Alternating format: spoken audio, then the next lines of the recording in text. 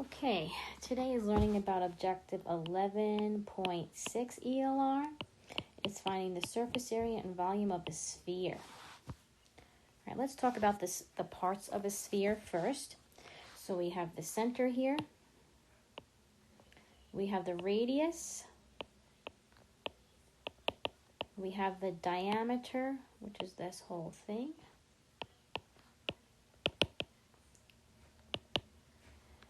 Hemisphere will be half of the sphere.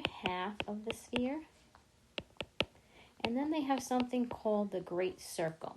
So here is a visual of what the great circle is.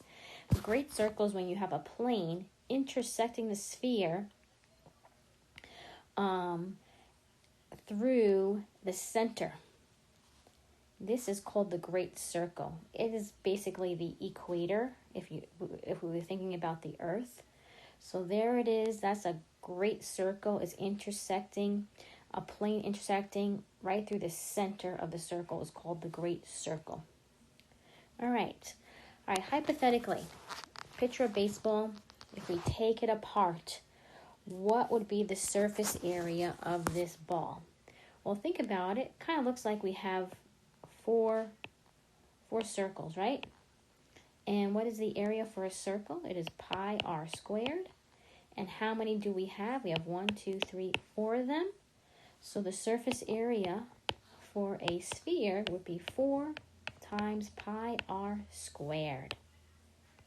So here it is, official, 4 pi r squared. Go ahead and put that on your paper. And now let's do this example. Okay, so we have the Earth's equator, which is the radius. I'm plugging it into the surface area formula. There is the approximate surface area of the Earth. Okay, volume for a sphere. It is 4/3 times pi times radius cubed. Again, another formula to put on that piece of paper. So let's take a look at this one here. This time I'm giving you the volume as 5,000 meters squared. What is the surface area to the nearest square meter? All right, so surface area was 4 pi r squared. We're given the volume, and we know the volume formula is 4/3 pi r cubed. Let's plug in the volume, and we need to work backwards to try to get what r is. So how am I going to move all of this stuff away from the r cubed? Well, let's go ahead and get rid of the fraction first. I'm going to divide by 4/3 first.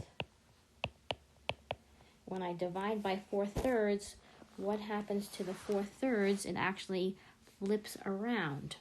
So it becomes 3/4 times 5,000. I'm going to put it over 1 to equal pi r cubed. Once we do that, I get 3,750. Now I'm going to divide by pi on both sides. And I get it to be 1,193.7 is r cubed. Now, how do I get rid of something raised to the third power? When it was raised to the second power, I would do the square root. But since it's raised to the third power, I'm going to do something called the cube root. So that means what number multiplied by itself 3 times will give me that number underneath. There is a button on the calculator that you could use to get the cubed root. If you have the TI calculator, it's under the math button, which is number 4. And it looks like this. So I'm going to go down to number 4, press it. Now I'm going to put 1193.7 underneath the square root. And I get it to be about 10.6 is my radius. That's what I need now to plug in to get my surface area of this volume of this sphere.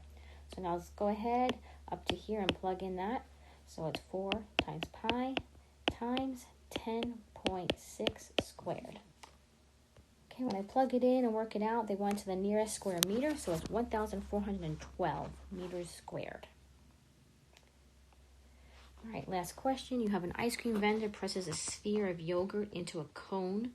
If the yogurt melts into the cone, will the cone overflow? So, we need to consider the volume of the cone compared to the volume of that ice cream on the top, the sphere, because it's going to melt inside the cone. All right, so I'm going to find the volume of the cone, and then I'm also going to find the volume of the sphere, which is the yogurt on the top. Okay, when I plug in all the information with the radius and the height on both sides, these are my two answers. Here's for the cone, here's for the sphere. So will the yogurt, will it overflow? Since the sphere volume is higher than the cone volume, it will overflow. Yes, it will overflow.